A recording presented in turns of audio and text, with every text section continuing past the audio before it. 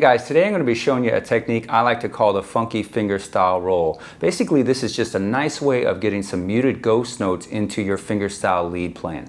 Make sure you check the description below for information about membership at Tasty Guitar, where you get interactive Soundslice tab, backing tracks, feedback on your playing from me, live workshops, and a lot more. Tune up and let's get started. Alright guys, let's go ahead and break this technique down. I'm going to be using the F note here at the 6th fret on the B string as an example.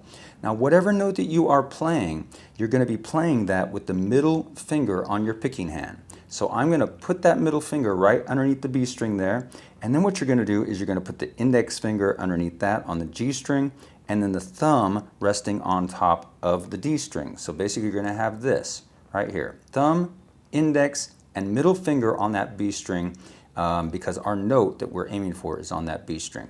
Okay, now what you're going to do with your left hand is mute. This is really, really important here. So if we're aiming for this F note here, if I play that with my second finger, I can mute the D and G string just by laying that lightly over those strings. So if I play this,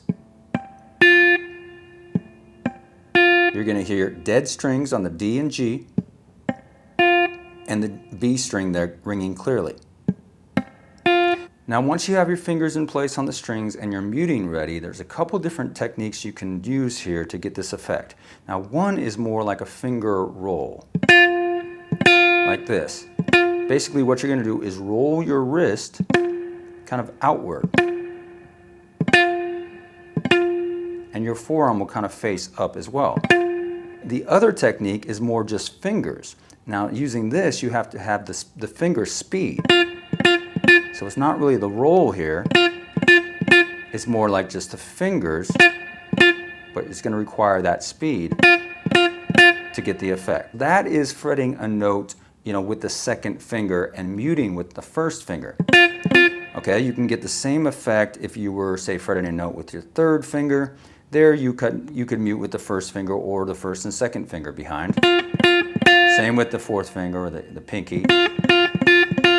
The more difficult thing here is if you're going to fret a note with your index finger. Now here you can't use the index finger to mute with, obviously. So what I usually do is kind of put the second and third fingers over the top of the D and G string if I'm aiming for a note on the B string, and lift these up at the last moment to get that note on the B string. This is a little trickier. Okay, so, using this in playing, it sounds great. Leading into a note, obviously. Sliding into a note, it's a great effect. Bending a note, it's a great effect.